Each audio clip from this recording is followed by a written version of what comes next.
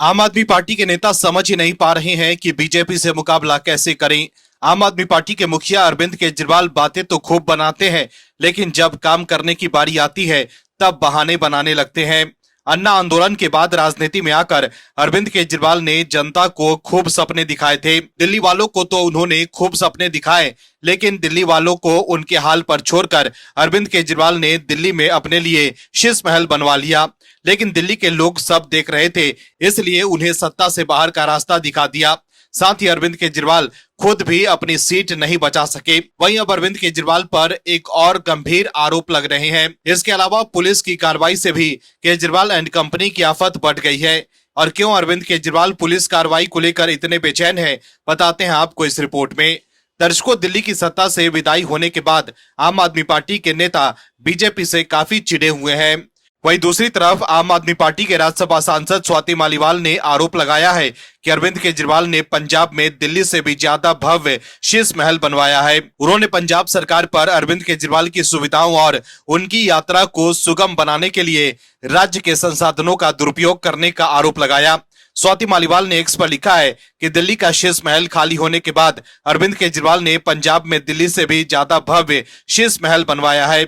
स्वाति मालीवाल ने दावा किया है कि पंजाब के मुख्यमंत्री के कोटे से एक सरकारी बंगला उन्हें अवैध और गैर कानूनी तरीके से आवंटित किया गया था। स्वाति मालीवाल ने आगे दावा किया कि पंजाब सरकार ने अरविंद केजरीवाल के निजी और राजनीतिक हितों की पूर्ति के लिए सरकारी मशीनरी का दुरुपयोग किया है। स्वाति मालीवाल ने आरोप लगाया है कि अरविंद केजरीवाल ने पार्टी के काम से अंबाला से गुजरात की अपनी हालिया यात्रा के लिए पहले सरकारी हेलीकॉप्टर और फिर पंजाब सरकार के निजी जेट का इस्तेमाल किया। उन्होंने कहा कि पूरी पंजाब सरकार एक आदमी की सेवा में व्यस्त है। इसके अलावा स्वाति मालीवाल ने यह भी कहा है कि अरविंद केजरीवाल की सेवा के लिए राज्य की प्राथमिकताओं से समझौता किया जा रहा है। वहीं बीजेपी ने भी अरविंद केजरीवाल के कथित विलासिता के शौक को लेकर विवाद को फिर से हवा दे दी है। बीजेपी ने भी दावा किया है कि उन्होंने चंडीगढ़ में एक नया शीश महल बनवाया है। बीजेपी के नेताओं के अनुसार आम आदमी पार्टी के प्रमुख अरविंद केजरीवाल को चंडीगढ़ के सेक्टर 2 में 2 एकड़ का एक आलीशान सरकारी बंगला आवंटित किया गया है, जो आपके नेतृत्व वाली पंजाब सरकार द्वारा प्रदान किया गया है। बीजेपी के राष्ट्रीय प्रवक्ता शहजाद पूनावाला ने यह भी आरोप लगाया है कि दिल्ली चुनाव हारने के बाद आप पार्टी के नेताओं को पंजाब में विभिन्न बोर्डों और पदस्थ किया गया है और उन्होंने अरविंद केजरीवाल और उनकी पार्टी से इस पर स्पष्टीकरण मांगा है। वहीं गुजरात में आम आदमी पार्टी के नेताओं की गिरफ्तारी से भी अरविंद केजरीवाल काफी चिंतित है। हाल के दिनों में आम आदमी पार्टी के कई नेता गिरफ्तार हुए हैं।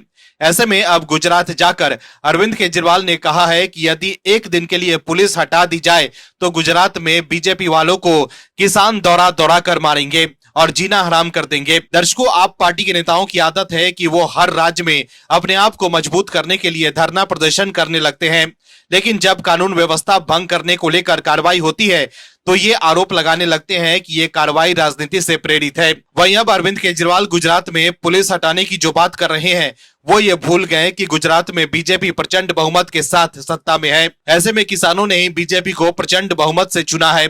ऐसे में किसान अपने द्वारा चुनी गई सरकार को क्यों हटाएंगे।